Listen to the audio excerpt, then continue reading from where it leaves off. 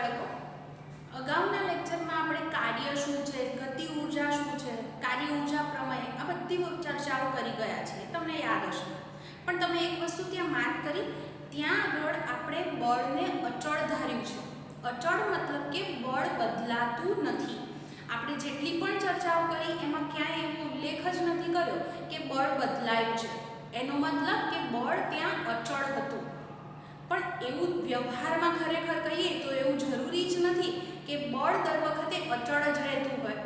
तो हवे आपणे ए चर्चा करवी छे के जो चल बळ होय तो चल એટલે વેરિયેબલ। तो हवे આપણે સમજીશું કે ચલ બળ વડે થતું કાર્ય હોય તો એ કાર્યને આપણે કઈ રીતે ગણી શકીએ। તો આ વસ્તુ હવે આપણે સમજવી છે। ચલ એટલે હું ફરીથી બોલું વેરિયેબલ જે બદલાય છે અને વ્યવહારમાં આવું શક્ય છે। તમે એક સિમ્પલ વસ્તુ વિચારો કે તમારી પાસે કોઈ વસ્તુ છે, બહુ વધારે ભારે કોઈ વસ્તુ છે, વજનવાળી વસ્તુ છે, તમે એ રૂમના એક છેડેથી બીજા છેડે લઈ જાઓ છો તો એવું પોસિબલ છે કોઈ દિવસ કે કોન્સ્ટન્ટ તમે જે બળ શરૂઆતથી લગાડો છો છેક છેલ્લા છેડા સુધી તમે એટલું જ બળ લગાડતા હશો। દાખલા તરીકે ઘઉંની બોરી છે અને તમારે ખેંચીને એને લઈ જવાની છે તો તમે શું કરશો, વચ્ચે વચ્ચે થોડુંક ધીમું થઈ જશો, વચ્ચે થાકી જશો તો ઊભા પણ રહી જશો। આ બધું શક્ય છે। તો એનો અર્થ એવો થાય કે સમગ્ર માર્ગ દરમિયાન જે બળ લાગે છે એ બળ બદલાય છે, એટલે કે એવા બળને આપણે ચલ બળ તરીકે ઓળખીએ છીએ। તો એવા કિસ્સામાં આપણી પાસે જે કાર્યનું સૂત્ર છે W બરાબર F ડોટ D અથવા FD cos θ એ સીધે સીધું લાગુ પાડી શકાય નહીં। યાદ રાખજો બરાબર કે એ સૂત્ર માત્ર ને માત્ર આપણે ક્યારે ઉપયોગ કરીએ છીએ, કેવું બળ હોય, અચળ બળ એટલે કે બળ બદલાતું ન હોય ત્યારે એવા કિસ્સામાં આપણે કાર્યનું સૂત્ર FD cos θ ઉપયોગ કરી શકીએ। તો હવે આપણને પ્રશ્ન થાય કે જો ચલ બળ હોય તો બળ બદલાતું હોય તો એવા કિસ્સામાં આપણે કાર્ય શોધવું હોય તો એ કાર્ય કઈ રીતે ગણી શકાય। તો હવે હું તમને એ શીખવાડું। ધારો કે આપણે એમ કહીએ કે આપણે કોઈ પદાર્થને એક સ્થાનેથી બીજા સ્થાને લઈ જઈએ છીએ અને સમગ્ર માર્ગ દરમિયાન આપણે જે બળ લગાડીએ છીએ એવું કર્યું કે એ પદાર્થને અહીંથી લઈને ત્યાં સુધી એક ડેલ્ટા એક્સ જેટલું આપણે સ્થાનાંતર કરાવીએ છીએ અને સમગ્ર માર્ગ દરમિયાન જે બળ લગાડીએ છીએ એ બળ બદલાય છે એટલે કોઈક વાર વધતું હોય, ઘટતું હોય, બધું પોસિબલ છે, હે ને। તો એ ચલ બળ છે અહીંયા આગળ।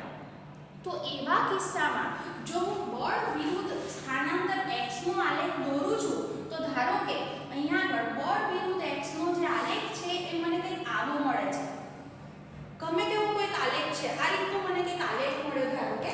હવે આની અંદર જુઓ કે મારે અહીંયા આગળ જો કાર્ય શોધવું હોય તો કાર્યનું આપણી પાસે જે સાદું સૂત્ર છે એ કાર્ય બરાબર આપણે બોલીએ છીએ બળ ગુણ્યા સ્થાનાંતર। તો આનો ગુણાકાર કરવાથી કાર્ય મળે। તો એવું ન કરે કે આખા માર્ગ દરમિયાન હું બહુ સૂક્ષ્મ ટુકડો લઉં, દાખલા તરીકે હું અત્યારે ખાલી આટલાની જે રેન્જ છે આપણી પાસે તમને દેખાય એની વાત કરું, અહીંથી પદાર્થને અહીં લઈ જાઉં છું તો આખા માર્ગ દરમિયાન બળ બદલાય છે, પણ અહીંયા આગળથી વિચારજો અહીંથી હું એને ખાલી આટલું જ ખસેડું તો એ સ્થાનાંતર ખૂબ જ સૂક્ષ્મ કહેવાય। તો એટલા દરમિયાન તમે બળને અચળ ધારી શકો માત્ર આટલા સ્થાનાંતર દરમિયાન, ઓકે। કારણ સ્થાનાંતર બહુ નાનું છે એટલે એટલા દરમિયાન બળમાં થતો ફેરફાર પણ બહુ સૂક્ષ્મ હોય માટે આપણે એને એટલા સૂક્ષ્મ ગાળા માટે અચળ ધારી શકીએ। તો હવે આ વસ્તુને હું પછી વાત કરું, પણ પહેલા આના પરથી વિચારીએ કે F વિરુદ્ધ x નો આલેખ છે તો આલેખની નીચે જો હું આટલું એક સ્થાન લઉં છું, ઓકે, આ એક લંબચોરસને આટલો લીધો, જો હું આનું ક્ષેત્રફળ શોધું તો ક્ષેત્રફળ બરાબર શું થાય, લંબાઈ ગુણ્યા પહોળાઈ થાય। તો લંબાઈ એટલે f થયું અને પહોળાઈ એટલે x થયું, હે ને। એટલે કે અહીંયા આગળ મારે શું કરવું પડશે, બળ f ગુણ્યા ધારો કે આ જે સ્થાનાંતર કરાવ્યું છે એને હું ડેલ્ટા x1 નામ આપું તો ડેલ્ટા x1 પ્લસ એના પછી હું પાછું બીજું આટલું નાનકડું સ્થાનાંતર કરાવીશ ડેલ્ટા x2 જેટલું, તો એનું પણ કાર્ય ગણવું હોય તો શું થાય, w2 બરાબર બળ ગુણ્યા સ્થાનાંતર, એટલે જે બળ હોય એ આ f આટલું જુઓ આટલા ગાળા દરમિયાન બળ લગભગ કેવું રહે છે, અચળ રહે છે, એટલા માટે હું બળ અચળ લખું છું એટલા ગાળા માટે ગુણ્યા સ્થાનાંતર એટલે ડેલ્ટા x2। તો આવી રીતે આવા બધાની નીચે આલેખની નીચે જેટલા પણ ભાગ છે એને હું નાના નાના આવા ટુકડા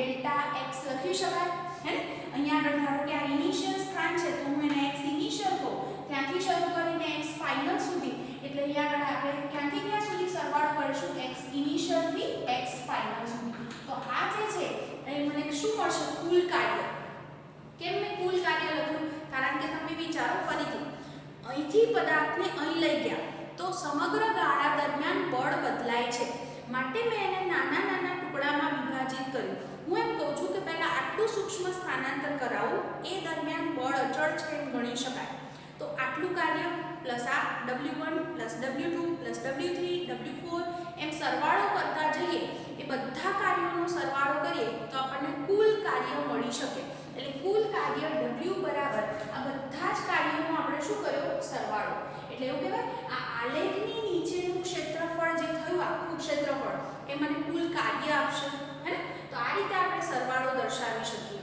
અને જો આ ડેલ્ટા x ખૂબ જ નાનો હોય એટલે કે limit delta x tends to જો 0 લઈએ તો આપણે ગણિતની ભાષામાં આ જે સરવાળો છે સિગ્મા એને સંકલન સ્વરૂપે પણ રજૂ કરી શકીએ તો કાર્યનું સૂત્ર હવે લખી શકાય w બરાબર સિગ્માને શું લખશો સંકલન જેની લિમિટ એટલે અહીંથી શરૂ કરવાનું આ જે છે પ્રારંભિક થઈ અને આ શું થશે અંતિમ એટલે x ઇનિશિયલ થી શું લખવાનું f x final f delta x ને લખી શકો dx તો જ્યારે ચલ બળ હોય તો ચલ બળના કિસ્સામાં આપણે કાર્યને આ રીતે વ્યાખ્યાયિત કરી શકીએ તો હવે તમારા મગજમાં આ વસ્તુ ક્લિયર હોવી જોઈએ કે ક્યારે કયું સૂત્ર વપરાય જ્યારે બળ અચળ રહેતું હોય તો w બરાબર f ડોટ d અથવા તો fd cos θ પણ જો ચલ બળ છે તો એવા કિસ્સામાં આપણે શું કર્યું સમગ્ર માર્ગને નાના નાના ટુકડામાં વિભાજિત કર્યો એક ટુકડા માટે કાર્ય શોધ્યું બીજા ટુકડા માટે અને એ બધા કાર્યોનો સરવાળો કરીએ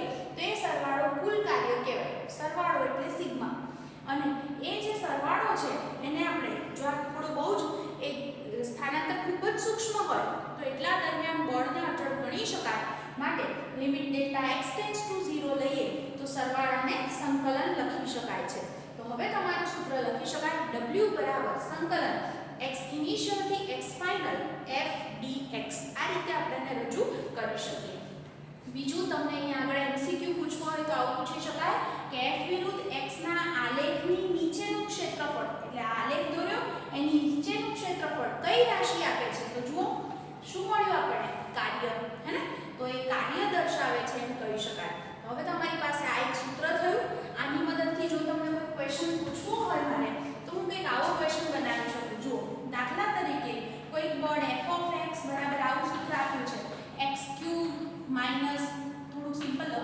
x² માઈનસ 2x પ્લસ 1 આ અનુસાર બળ બદલાય છે બરાબર આવું કંઈક આપ્યું છે તો તમને એમ કે x ઇનિશિયલ એટલે x ઇનિશિયલ 1 મીટર થી શરૂ કરી અને x ફાઇનલ 2 મીટર સુધી એનું કાર્ય શોધો તો જો આ સૂત્ર પ્રમાણે શું લખવાનું w સંકલન ક્યાંથી ક્યાં સુધી ઇનિશિયલ એટલે 1 થી ક્યાં સુધી 2 સુધી અને f ની કિંમત શું મૂકવાની x² 2x 1 ઇન્ટુ શું લખવાનું dx હવે શું કરવાનું સંકલનનો નિયમ શું ઘાતમાં 1 નો વધારો અને છેદમાં 1 ઘાત મૂકવાની છે તો x² છે બે ઘાત છે તો એક ઘાત વધી જાય એટલે શું થઈ જાય x³ 3 લિમિટ અહીંયા 1 થી 2 મૂકવાની પછી -2 એમને x નું સંકલન એક ઘાત છે અહીંયા આગળ એટલે એક ઘાત વધી જશે એટલે x² 2 લિમિટ 1 થી 2 મૂકવાની પ્લસ માત્ર 1 એટલે ખાલી સંકલન dx છે તેનું સંકલન થશે x એની પણ લિમિટ શું મૂકવાની 1 થી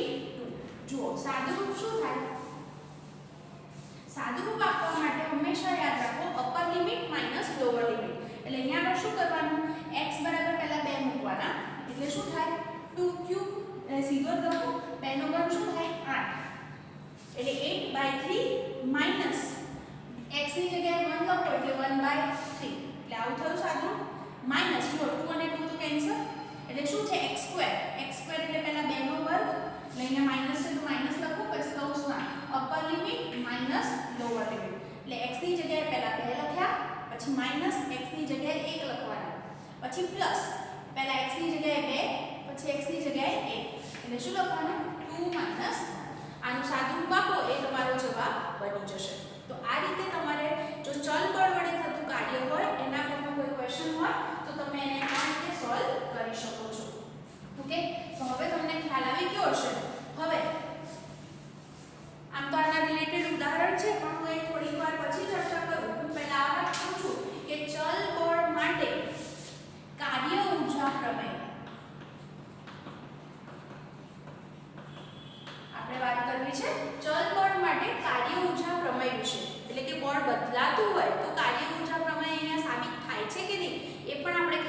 કરી લઈએ.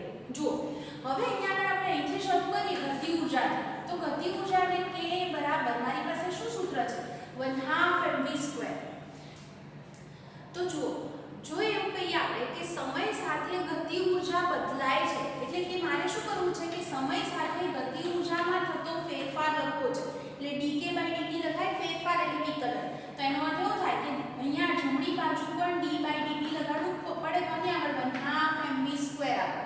હવે ખાસ આ જે વિકલન છે એને સમજો 1/2 m તો અચળ છે એટલે મારે d/dt of v² લખવાના. હવે તમે મને કહેશો કે વિકલન કરી દો 2v, પણ ખોટું. જુઓ અહીંયા આગળ યાદ રાખો અહીંયા t છે તો t નું જ વિકલન થાય બરાબર. અહીંયા તો v છે તમે કહેશો કે પ્રવેગ લખતા હતા ને એ તો માત્ર dv/dt હોય એટલે કે વેગમાં સમય સાથે થતો ફેરફાર હોય તો એને આપણે પ્રવેગ તરીકે ઓળખીએ છીએ.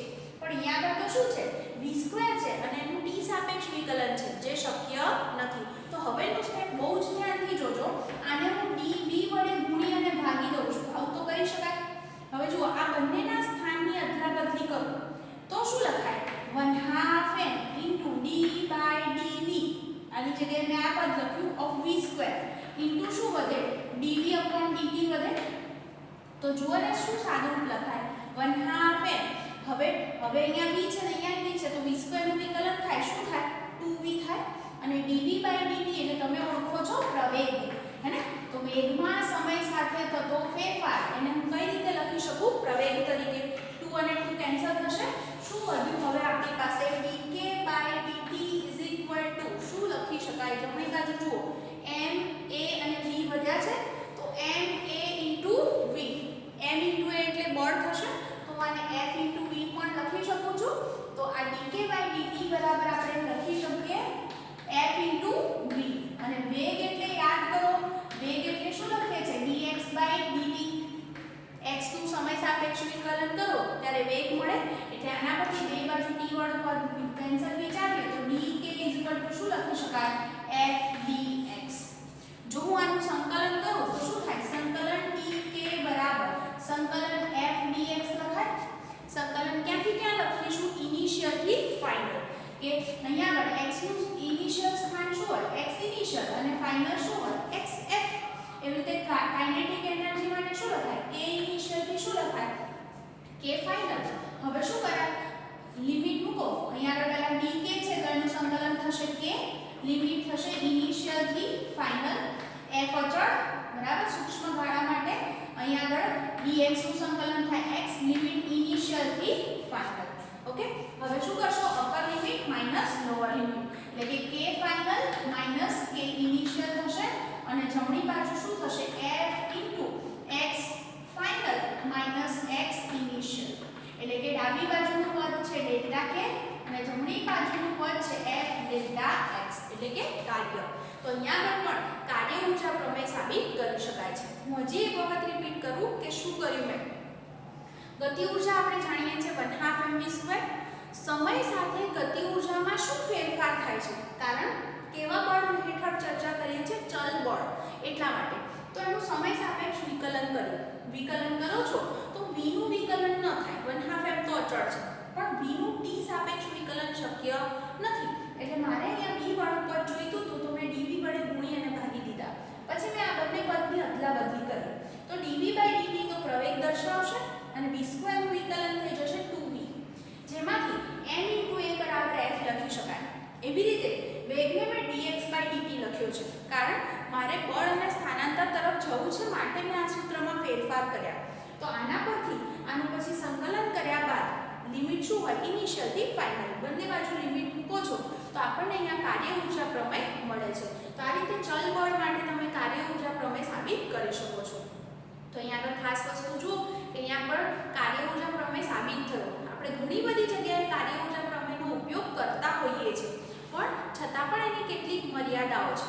જેમ કે ન્યૂટનનો ગતિનો બીજો નિયમ છે એની સંપૂર્ણ માહિતી આ જે નિયમ છે એ આપી શકતો નથી કારણ એ પ્રારંભિક અને અંતિમ સ્થિતિ બેની જ માહિતી આપે છે. જો વચ્ચેના ગાળામાં શું છે એના વિશે આપણને કંઈ ખબર નથી કારણ ન્યૂટનનો ગતિનો બીજો નિયમ જ્યારે આપણે ચર્ચા કરીએ છીએ ત્યારે F = ma આટલું ખાલી વિચારો તમે તો અહીંયા પર સદિશ સાથે સંકળાયેલ સદિશ છે તો મૂલ્ય પણ હોય, દિશા પણ હોય, તો બળનું મૂલ્ય બદલાતું હોઈ શકે, દિશા પણ બદલાતી હોઈ શકે. તો વચ્ચેના ગાળામાં શું થયું છે એની કોઈ માહિતી આ નિયમ આપણને આપતો નથી. એટલે આ નિયમની આ મર્યાદા છે એમ આપણે કહી શકીએ. તો હવે તમને આટલી વસ્તુ ખ્યાલ આવી ગયો છે. હવે આ જે બે બાબત આપણે ભણ્યા છે એના રિલેટેડ આપણી ટેક્સ્ટબુકની અંદર ઉદાહરણ છે જેના વિશે હવે હું ચર્ચા કરું.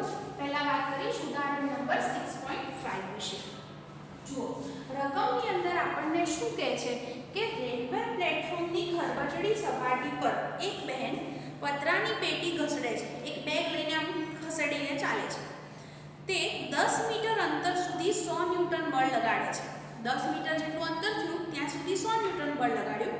ત્યારબાદ થાકની માત્રા વધતા તેમણે લગાડેલ બળ રેખીય રીતે ઘટી અને 50 ન્યૂટન થઈ ગયું. બળ કેવું થઈ ગયું? હવે અડધું. પતરાની પેટીએ કાપેલ કુલ અંતર 20 મીટર છે.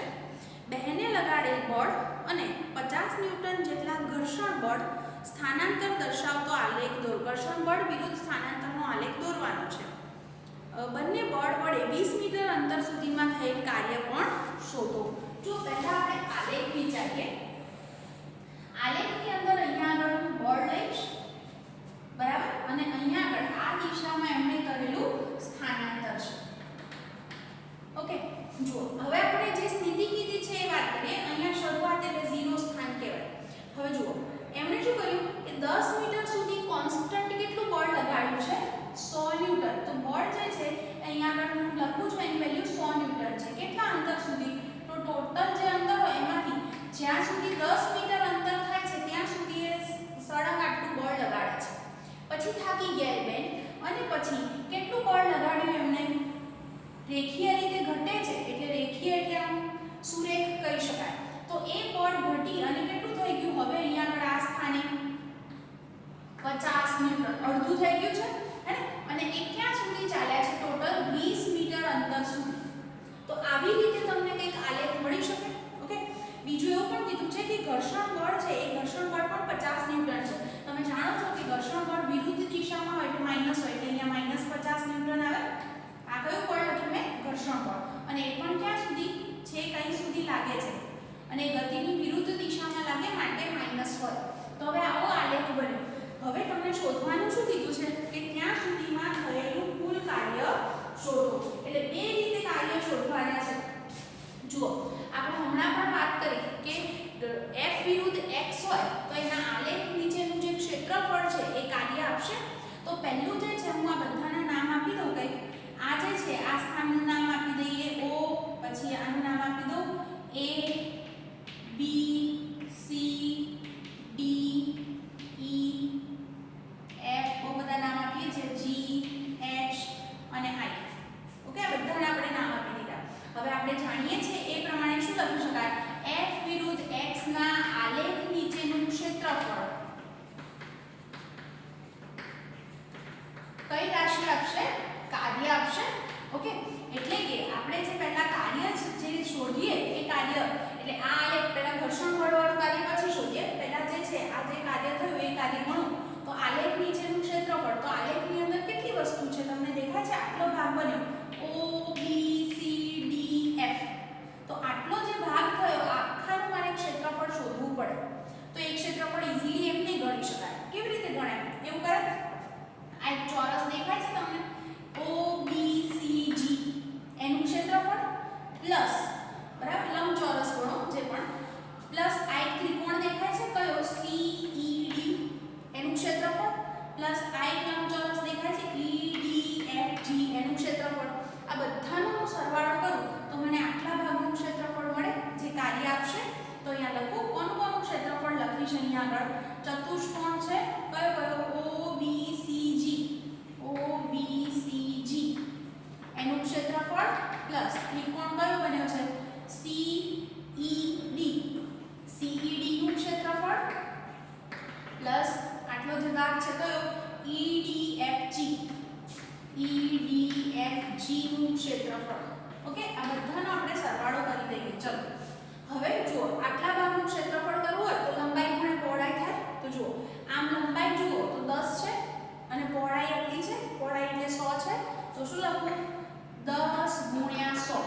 ઓકે પ્લસ ત્રિકોણના ક્ષેત્રફળનું સૂત્ર શું 1/2 પાયો ગુણ્યા વેગ હે ને તો આ ત્રિકોણ છે ત્રિકોણની અંદર પાયો આટલો છે આટલો એટલે શું છે આ 20 ને આ 10 એટલે 10 થયો અને વેગ એટલે આટલો થશે આ વેગ એટલે શું થાય આ 100 અને આ 50 હોય તો વેગ 50 થયો ખ્યાલ આવી ગયો પ્લસ આટલા ભાગનું ક્ષેત્રફળ શોધું તો આની પણ લંબાઈ ગુણ્યા પહોળાઈ લંબાઈ 10 અને પહોળાઈ 50 એટલે 10 ગુણ્યા 50 સિમ્પલ ગણતરી છે કરી શકશો શું થશે 1000 વત્તા આ કેટલા થઈ જશે 250 ઓકે અને આ વત્તા 500 ઓકે એટલે આપણો જવાબ શું થશે 1750 જૂલ 1750 બરાબર તો આ રીતે જે છે આપણો જવાબ 1750 જૂલ આવે બીજું આપણને શું શોધવાનું કીધું છે એ સિવાય પણ બીજું શોધવાનું કીધું છે હા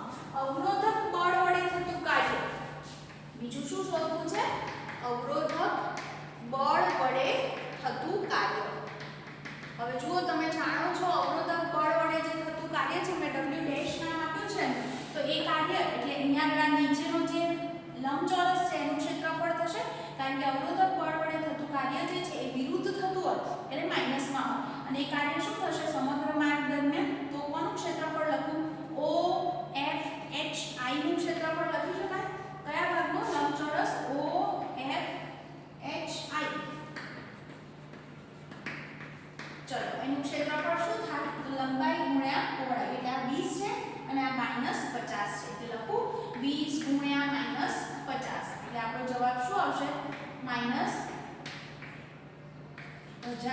જૂલ બરાબર તો અહીંયા આગળ જે છે આપણે એ અવરોધક બળ વડે થતું કાર્ય છે એ -1000 જૂલ થયું ટૂંકમાં આલેખ નીચેનું ક્ષેત્રફળ કાર્ય આપે છે ક્ષેત્રફળ શોધતા તમને આવડે અને એના પરથી તમે આ વસ્તુ લખી શકો છો તમને આખો દાખલો સ્ક્રીન પર દેખાતો હશે તો સહેજ એને નોટ કરી લેજો સ્ટોપ કરીને અને પછી હવે આપણે આગળ જઈશું 6.6 પર જે આપણે વાત કરી કે ચલ બળ જે છે એ ચલ બળનો ઉપયોગ કરી અને સમજવાનું છે જુઓ ક્વેશ્ચનની અંદર એવું કીધું છે આપણે કે સમતલ સપાટી પર v ઇનિશિયલ છે 2 મીટર પર સેકન્ડની ઝડપથી ગતિ કરતો m બરાબર 1 કિલોગ્રામ દળનો એક બ્લોક ખરબચડા પટ્ટામાં પ્રવેશે છે જે x બરાબર 0.10 મીટરથી x બરાબર 2.01 મીટર સુધીનો છે આ પટ્ટાની મર્યાદામાં બ્લોક પર લાગતું અવરોધક બળ Fr એ x ના વ્યસ્ત પ્રમાણમાં છે Fr -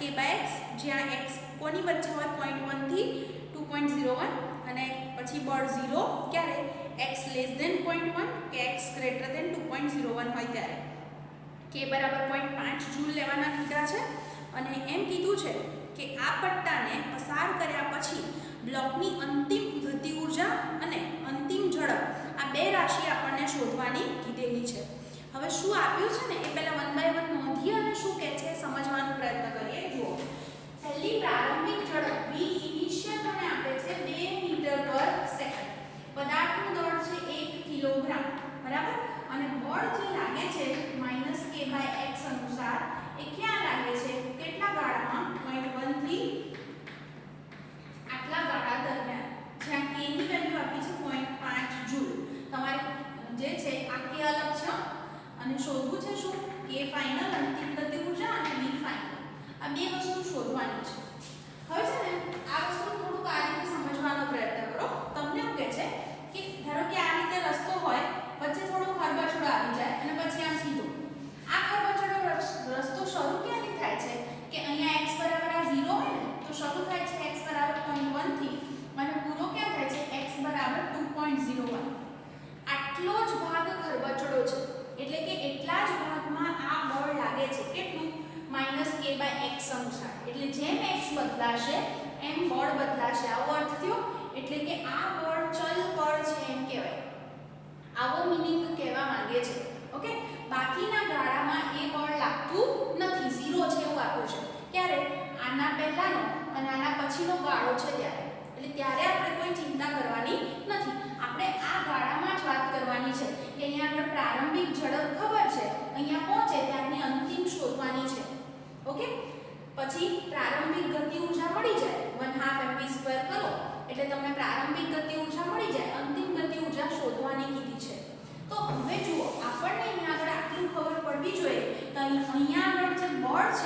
એ બળ ચલ બળ છે. ઓકે, ચલો હવે અહીંયા આગળ પ્રારંભિક અને અંતિમ ગતિ ઊર્જાની વાત કરી હોય તો હું કાર્ય ઊર્જા પ્રમેય યાદ કરી શકું કે કાર્ય ઊર્જા પ્રમેય શું કહે છે? W બરાબર ડેલ્ટા K અથવા તો ડેલ્ટા K બરાબર W. ડેલ્ટા K એટલે K final minus K initial અને W. હવે જુઓ આ પોઈન્ટ વિચારવાનો છે કે કાર્યનું સૂત્ર માત્ર બળ ગુણ્યા સ્થાનાંતર નહીં લખાય, કારણ ચલ બળ છે. ચલ બળ વડે થતું કાર્ય હોય ત્યારે શું લખીએ છીએ? સંકલન x ઇનિશિયલ થી x ફાઇનલ f dx આવું લખીએ છીએ. તો આપણે બળ આ રીતે લખવું પડશે. હવે આમાં બધી કિંમતો મૂકવાની છે. તો જુઓ આપણે 1 બાય 1 કિંમત લખતા જઈએ. k ફાઇનલ ને હું k ફાઇનલ જ રહેવા દઉં છું. k ઇનિશિયલ એટલે 1/2 m v initial square. Okay, અહીંયા આગળ જુઓ સંકલન x ઇનિશિયલ. ઇનિશિયલ એટલે પ્રારંભિક સ્થાન શું છે? 0.1 અને અંતિમ સ્થાન શું છે? 2.01. દેખાતું હશે. f ની કિંમત છે -k/x અને dx. ઓકે, હવે જુઓ આની અંદર હું બધી કિંમતો લખું તો kf m minus 1/2 m. m એટલે શું મૂકવાના છે મારે? 1 કિલોગ્રામ. v ઇનિશિયલ સ્ક્વેર એટલે 2 સ્ક્વેર છે ઇઝ ઇક્વલ ટુ જોજો બરાબર જમણી બાજુ માઈનસ k હું એમને એમ લખું છું કારણ કે k અચળ છે જેની વેલ્યુ છે 0.5 જે હું પછી લખું છું. હવે યાદ રાખો 1/x હોય ને તો એનું સંકલન જે છે એ થાય ln x. આ ખાસ સમજવાનું છે. ln એટલે બીજું કંઈ નહીં log જ છે. આ વસ્તુ શું છે? log x જ છે. પણ ફરક એટલો છે કે log માં આપણી પાસે જે log ટેબલ હોય છે એમાં આધાર 10 હોય, જ્યારે ln હોય એમાં આધાર e હોય. e એક્સપોનેન્શિયલ બોલાય એને. તો આટલો બે વચ્ચે ફરક હોય. હવે તકલીફ આપણને ક્યાં પડે કે આપણી પાસે જે log ટેબલ છે એ 10 ના આધાર વાળું છે. તો તમે ln વાળું ટેબલ આપણી પાસે છે જ નહીં તો કિંમત શોધવી ક્યાંથી? તો એટલા માટે ln ને log માં ફેરવવામાં આવે અને એવું કરવા માટે એને 2.303 થી ગુણવા પડે. તો આનાથી ગુણી દો તો ln હોય એ log માં ફેરવાઈ જાય. ટૂંકમાં આ દાખલામાં તમારે આટલી વસ્તુ મગજમાં રાખવી પડશે કે 1/x હોય તો એનું સંકલન થશે ln x. ln એટલે log જ છે, ફરક એટલો કે એનો આધાર e જેટલો છે. માટે આપણે એને 10 ના આધારમાં ફેરવવું હોય તો 2.303 થી ગુણવા પડશે. આટલી વસ્તુ ખાસ ધ્યાનમાં રાખવાની છે. તો જુઓ હું હવે લખું અહીંયા 1/x છે એટલે એનું સંકલન શું લખીશું? ln x.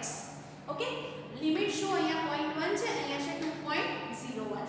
હવે જોજો બરાબર તો અહીંયા k ફાઇનલ માઈનસ જુઓ બેનો વગેરે કેન્સલ થશે એટલે ખાલી 2 જ આવશે બરાબર માઈનસ k ની વેલ્યુ છે 0.5 તો એ આપણે લખી જ રાખીએ. અહીંયા થશે અપર લિમિટ એટલે x ની જગ્યાએ 2.01 મૂકવાના માઈનસ લોઅર લિમિટ એટલે x ની જગ્યાએ મૂકવાના 0.1. log x minus log y હોય તો એને log x upon y લખાય. log x plus log y હોય તો એને log x into y લખાય. આ log ના નિયમો છે. તો અહીંયા log x minus log y છે એટલે હું એને આવું લખીશ. જોજો એને હું લખીશ ln x upon y એટલે 2.01 અને છેદમાં 0.1. તો તમે એને 0.1 થી ડિવાઇડ કરો તો તમારો જવાબ શું આવે? 20.1 આવે. હવે શું કરવાના? 20.1 ln છે તો એને log માં ફેરવવાના. log માં ફેરવવા એને 2.303 થી ગુણવા પડે ઇન્ટુ આવું લખાય log 20.1 બરાબર. તો જુઓ જવાબ શું થાય છે જોતા જજો માઈનસ આગળનું પદ એમને એમ રહેવા દો પછી ગુણીશું એને log 20.1 છે. 20 એટલે બે આંકડા છે એટલે 1 પોઈન્ટ લખવાનું. પછી આપણી પાસે જે log ટેબલ હોય છે એનું 20 માં એક શું વેલ્યુ છે એ જોવાનું. 20 જોવાનું, એની સામે 1 નંબરનું ખાનું હોય એમાં જોશો તમારો જવાબ લગભગ 30-10 ની આસપાસ હશે. હવે આ બધાનો ગુણાકાર કરો અને શું જવાબ મળે છે જુઓ લગભગ તમારો જવાબ 1.5 આવવો જોઈએ -1.5 આખાનો ગુણાકાર. તો એનો મતલબ એમ થાય કે હું આને બરાબરની જો આ બાજુ લઈ જાઉં અહીંયા લખી દઉં તો k ફાઇનલ બરાબર 2 આ બાજુ જશે એટલે 2 1.5 એટલે કેટલા થાય? 0.5 થાય.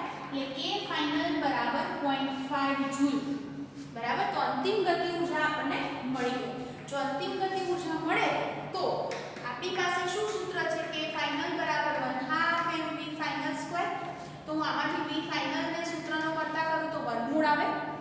અહીંયા ઉપર જાય એટલે 2kf/m થાય.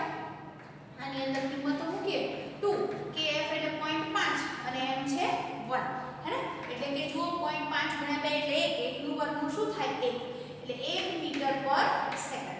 તો અંતિમ જે છે એ ઝડપ પણ તમને આ રીતે મળી શકે. દાખલો થોડોક વિચારવા જેવો છે પણ આ રીતે ગણશો તો ખ્યાલ આવશે.